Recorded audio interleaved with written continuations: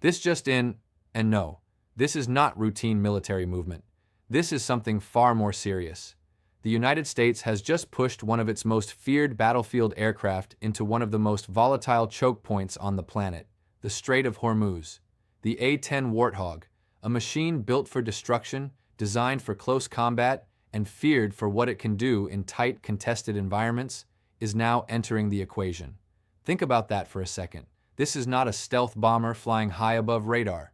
This is not a distant naval maneuver happening quietly over the horizon. The A-10 is different. It flies low, it flies slow, and when it shows up, it means one thing. Someone is preparing for a fight that could get very, very close. And here is where things get serious. The Strait of Hormuz is not just another body of water, it is the single most important oil choke point in the world. Nearly 20% of global oil supply passes through that narrow stretch every single day. Any disruption there doesn't just stay in the Middle East. It sends shockwaves across global markets, energy prices, and political stability worldwide. So when the United States decides to deploy the A-10 Warthog into this region, the message is not subtle. It is loud, it is deliberate, and it is meant to be seen. But why now? Why bring in an aircraft that was literally designed during the Cold War to tear apart tanks and dominate chaotic battlefields? Why introduce something so aggressive into an already fragile situation? Let me explain what this means, because this is not just about military hardware. This is about signaling, this is about pressure, and this is about a rapidly escalating situation that could spiral in ways very few people are prepared for. You see, the A-10 is not used for symbolic patrols. It is used when commanders expect real engagement, when threats are close, unpredictable, and potentially explosive. Its presence alone changes the dynamics of any conflict zone. It tells allies, we are here, and we are serious. And it tells adversaries, we are ready to act. But here is the part nobody is talking about. Deploying the A-10 into the Strait of Hormuz doesn't just raise the stakes, it completely rewrites them. Because now, this isn't just about naval tensions or distant deterrence. This is about preparing for scenarios where things could escalate quickly, where small incidents could trigger massive consequences, where one miscalculation could ignite something far bigger than anyone intends. Let that sink in. We are watching a moment where strategy, pressure, and power are all converging in one of the most dangerous regions in the world. And the introduction of the A-10 Warthog is not a coincidence. It is a signal that something is changing, a signal that the situation is evolving, and possibly a signal that we are entering a new phase of confrontation. So the question now becomes, what exactly triggered this move? What happened behind the scenes that made this deployment necessary? Over the past several days, tensions inside the Strait of Hormuz have been quietly building, but not quietly enough for those watching closely. Reports of increased naval harassment, shadowing of commercial tankers, and aggressive maneuvers have been stacking up one after another. Small incidents on their own, but together, they paint a very different picture. And then came the turning point. U.S. intelligence began detecting patterns, coordinated movements, not random ones. Fast attack boats appearing in tighter formations, surveillance drones operating closer to shipping lanes, communications traffic increasing in ways that suggested preparation, not just presence. Think about that. This wasn't chaos, this was structure. And when military planners see structure, they start preparing for intent. Now here's where things take a turn. The decision makers in Washington didn't just respond with more ships. They didn't just send another destroyer or issue another warning. Instead, they reached for something far more specific. The A-10 Warthog. Why? Because the A-10 is not designed for open ocean dominance. It's not a tool of broad deterrence. It is a surgical instrument for chaotic, close-range conflict. It is built to operate in environments where threats are fast, unpredictable, and dangerously close to civilian or allied assets. In other words, exactly the kind of scenario that could unfold in the Strait of Hormuz. Picture this: narrow shipping lanes, massive oil tankers moving slowly through confined waters, small, fast-moving boats darting in and out, drones overhead, tensions high, communications tight, and the margin for error almost zero. Now add the A-10 into that environment, an aircraft that can loiter for hours, an aircraft that can identify, track, and engage targets with extreme precision. An aircraft whose mere presence changes how every actor in that space behaves. Let that sink in, because this is not just about reacting to a threat. This is about preparing for a very specific type of confrontation, one that could erupt suddenly, escalate rapidly, and require immediate, decisive action. But here's the part that should really get your attention. This move didn't happen in isolation. Behind the scenes, there have been growing concerns about the security of global energy routes. Insurance premiums for tankers passing through the strait have already been fluctuating. Some shipping companies have quietly begun rerouting or delaying shipments. Markets have started to react, subtly at first, but noticeably if you know where to look. And when markets start reacting before headlines fully catch up, that's when you know something deeper is unfolding. Now ask yourself this. Would the United States deploy an aircraft like the A-10, an aircraft associated with direct engagement, if it believed the situation was stable? Or does this suggest that officials are preparing for something far more serious? Because actions like this don't come from guesswork. They come from assessment, from intelligence, from calculations about risk and consequence. And right now, those calculations are clearly pointing in one direction, upward. Upward in tension, upward in risk, upward in the probability that something could go wrong. And this is where the story begins to expand beyond just one aircraft, beyond just one deployment, beyond even the strait itself. Because what we are seeing here is not just a reaction. It is a signal of shifting conditions on the ground, or in this case, on the water and in the air. A signal that the situation is no longer being treated as routine. A signal that contingency plans are moving closer to activation.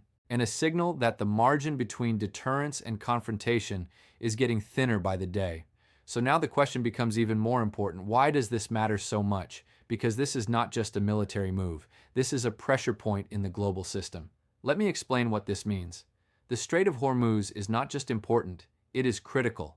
Every single day, roughly 17 to 20 million barrels of oil pass through that narrow corridor. That's nearly 1/5 of the world's total consumption.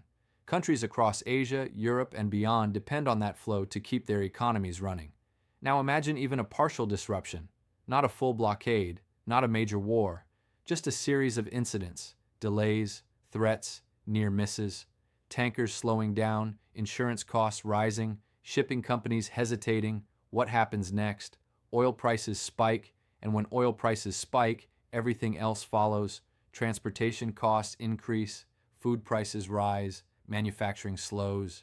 Inflation pressures build across economies that are already struggling to maintain stability. Central banks are forced into difficult decisions. Governments face political pressure from their populations. Think about that for a second. A few tense moments in one narrow waterway can ripple outward and affect billions of people. That is the scale we are talking about. And this is where things get serious. By deploying the A-10 Warthog, the United States is not just preparing for a tactical scenario, it is stepping directly into the protection of that global artery. It is signaling that any threat to that flow will be met, not just with observation, but with capability, immediate capability, decisive capability. But here's the part nobody is talking about. That kind of signal cuts both ways. Yes, it reassures allies. Yes, it stabilizes markets, at least temporarily, but it also increases the risk of escalation. Because when you introduce a platform designed for close combat into a high-tension environment, you are lowering the threshold for engagement. You are shortening the distance between warning and action. Let that sink in. Because in a place like the Strait of Hormuz, things don't escalate slowly. They escalate in seconds. A misinterpreted movement, a vessel drifting too close, a drone flying where it shouldn't, one decision made under pressure, and suddenly, everything changes. Now consider the political dimension. Regional powers are watching this very closely. Every move is being analyzed, interpreted, and responded to, sometimes publicly, sometimes quietly. And in a region already layered with rivalries, alliances, and long-standing tensions, even a defensive deployment can be seen as a provocation. That's the reality of geopolitics. What one side calls protection, another side may call escalation. And this is where the balance becomes incredibly fragile. Because the United States is not just protecting shipping lanes, it is asserting influence. It is reinforcing its role as a security guarantor in one of the most strategically important regions in the world. But maintaining that role comes with risks, high risks, financial costs, military exposure, and the constant possibility of being drawn deeper into a conflict that no one fully controls. And let's talk numbers again. Even a $5 to $10 increase in global oil prices, triggered by instability in the strait, can translate into hundreds of billions of dollars in additional costs worldwide over time. Entire economies can feel that pressure. Developing nations feel it even more intensely. So this isn't just about jets and ships. This is about economic stability. This is about global power. This is about the fragile balance that keeps the modern world functioning. And right now, that balance is being tested. The deployment of the A-10 Warthog is not the cause of that test, but it is a clear sign that the test is already underway. So now we have to ask a deeper question. What is the strategy behind this move? What is the United States really trying to achieve here? Not just on the surface, but behind the scenes? Because once you start looking at the strategy, you start to see a much bigger picture forming. Because make no mistake, this is not random. This is calculated. Let me explain what this means. At the surface level, the mission looks straightforward. Protect shipping lanes, deter aggressive actions, maintain stability. That is the official line. That is what you hear in briefings, in statements, in carefully crafted language designed to calm markets and reassure allies. But here's where the story takes a turn. Beneath that surface, this is about shaping behavior. The United States is not just reacting to potential threats, it is actively trying to control the environment before those threats fully materialize. And the deployment of the A-10 fits perfectly into that kind of strategy. Why? Because the A-10 is not just a weapon, it is a psychological signal. Think about that for a second. When you deploy high-altitude bombers or advanced stealth fighters, the message is broad. It says, "We have power." But when you deploy something like the A-10, the message becomes much more specific. It says, "We are prepared for close contact. We are ready for immediate engagement. We are watching every movement."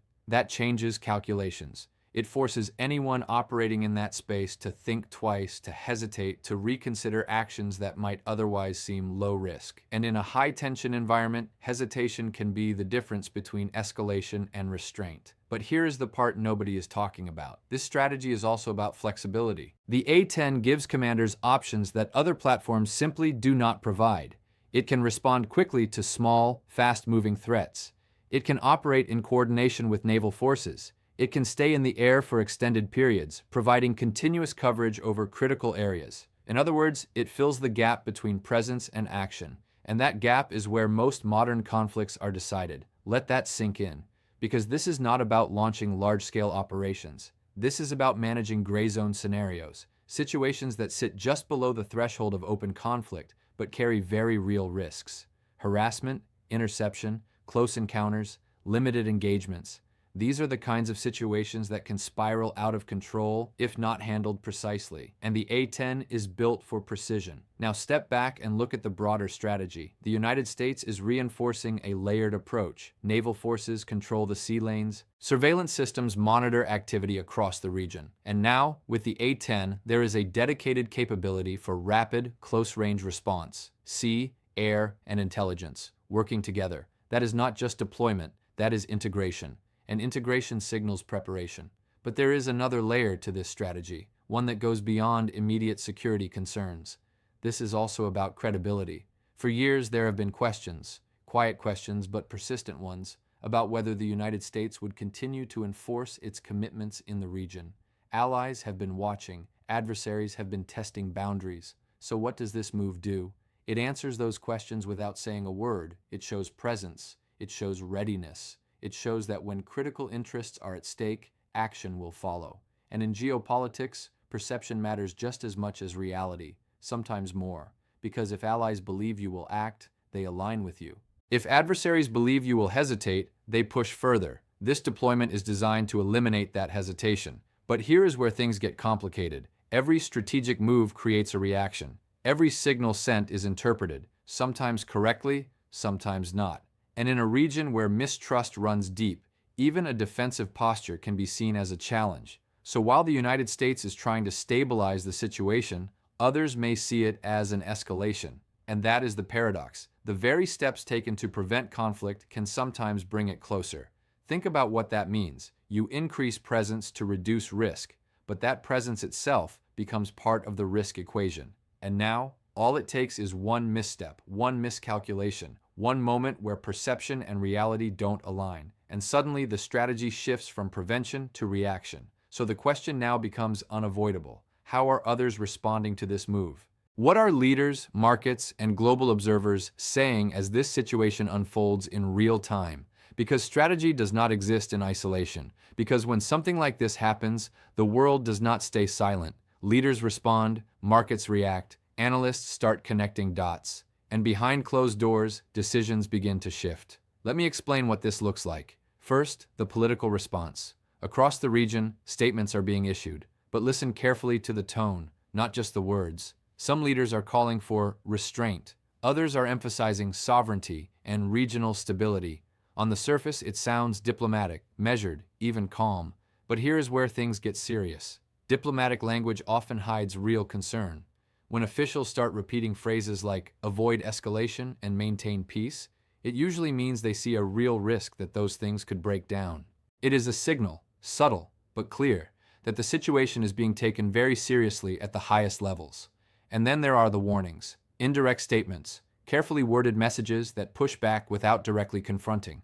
These are the kinds of communications that happen when tensions are rising, but no one wants to be the first to cross a line. Think about that for a second. Everyone is talking, but no one is saying everything. Now let's move to the markets, because this is where you often see the truth before it fully appears in headlines. Oil prices have started to move, not explosively, not dramatically, but enough to get attention. Small fluctuations at first, then sharper reactions as more information filters in. Traders are watching every development, every report, every signal coming out of the region. Why? Because uncertainty drives volatility. And right now, uncertainty is increasing. Shipping companies are also adjusting. Some are increasing security protocols. Others are reconsidering routes or timing. Insurance costs are being recalculated in real time. These are not decisions made lightly. They are based on risk assessments that often go far deeper than public reporting. Let that sink in. When companies that move billions of dollars worth of goods start changing behavior, it means they see something coming, or at least something possible. And then there are the analysts. Military experts are breaking down the significance of the A-10 deployment. Some see it as a smart, targeted move, designed to handle exactly the kind of threats that could emerge in the Strait of Hormuz. Others are more cautious, warning that introducing close combat assets into a tense environment could increase the risk of unintended escalation. Two perspectives, two interpretations, both valid. And that is what makes this moment so complex, because there is no single narrative. Now here's the part nobody is talking about: public perception. People around the world are starting to pay attention, not just policymakers, not just experts, but everyday citizens. News spreads quickly. Social media amplifies every update, and with that comes speculation, concern, and sometimes fear. Questions begin to surface. Is this the start of something bigger? Could this lead to a wider conflict? What happens to the global economy if things escalate?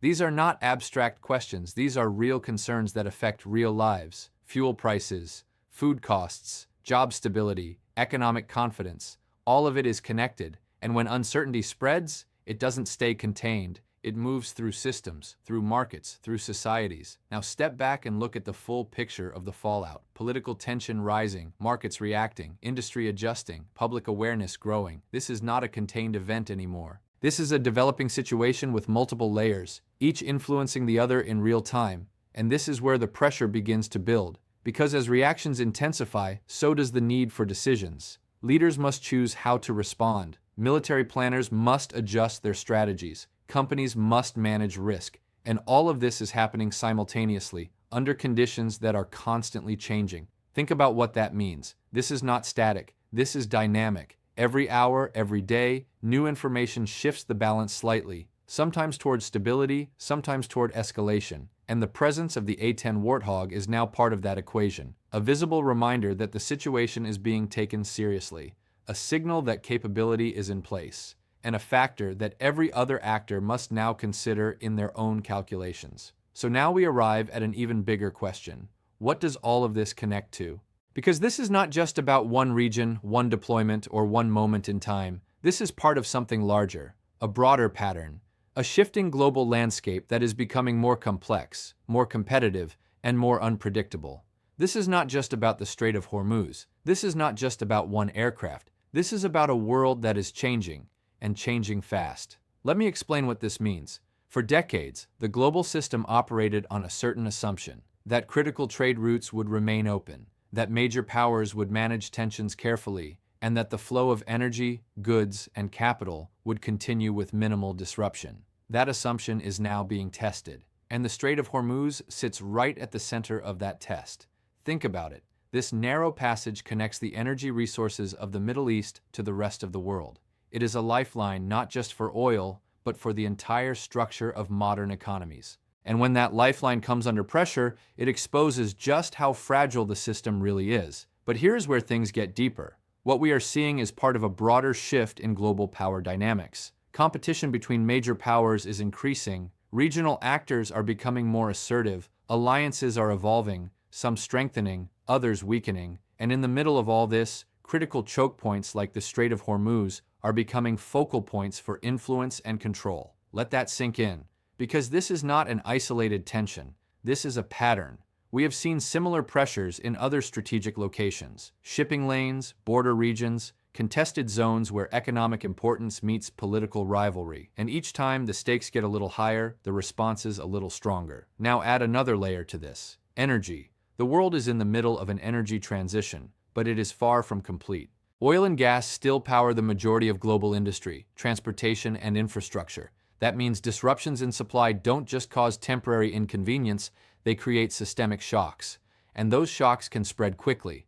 A disruption in the Strait of Hormuz affects supply. Supply affects prices. Prices affect economies. Economies affect politics. And politics feeds right back into global stability. It is all connected, and this is where the bigger picture becomes impossible to ignore. The deployment of the A-10 Warthog is not just about managing a current situation. It is about positioning within this larger, more competitive global environment. It is about ensuring access, maintaining influence, and demonstrating capability in a world where those factors are increasingly contested. But here is the part nobody is talking about. The margin for error is shrinking. As tensions rise and systems become more interconnected, there is less room for mistakes.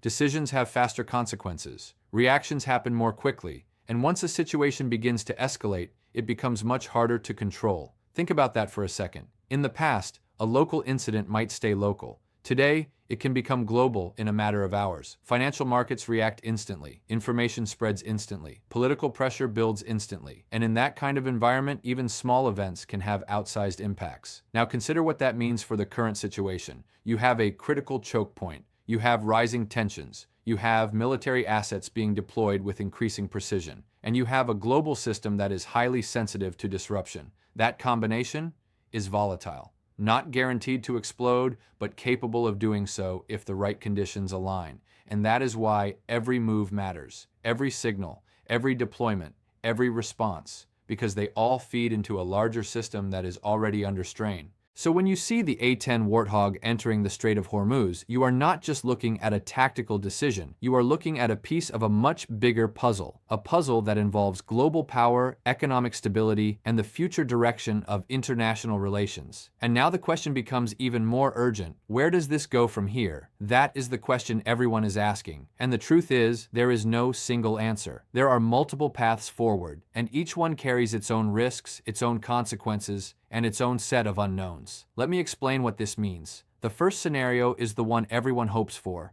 controlled de-escalation. In this path, the deployment of the A-10 Warthog does exactly what it is intended to do. It deters aggressive actions. It stabilizes the situation. It sends a clear message that escalation will be met with immediate response, and as a result, tensions begin to cool. Shipping continues. Markets stabilize. Diplomatic channels quietly go to work behind the scenes. Think about that for a second. No headlines, no dramatic confrontations, just a gradual return to a tense but manageable status quo. It is possible, but here is where things get serious. That outcome depends on perfect coordination, clear communication, and disciplined decision-making from all sides. And in a high-pressure environment like the Strait of Hormuz, perfection is rare. Which brings us to the second scenario: prolonged tension. In this case, nothing explodes immediately. There is no single dramatic event. Instead, the situation lingers in a state of constant pressure. Close encounters continue. Warnings are issued. Forces remain on high alert. The A-10 stays. Naval assets remain in position. And every day becomes a test of restraint. Let that sink in, because this kind of environment can be just as dangerous as open conflict. Over time, the risk of miscalculation increases. Fatigue sets in. Lines blur. And the longer it goes on, the greater the chance that something small turns into something significant. Now here is where the story takes a darker turn. The third scenario, accidental escalation. This is the one that keeps strategists awake at night. A misunderstanding, a misread signal, a moment where one side believes it is responding defensively while the other interprets it as aggression. And suddenly, there is an exchange, limited at first, contained perhaps, but in an environment this tense, even a limited incident can trigger a chain reaction. Reinforcements are called in, positions are hardened, responses escalate, and just like that, the situation moves from controlled tension to active confrontation.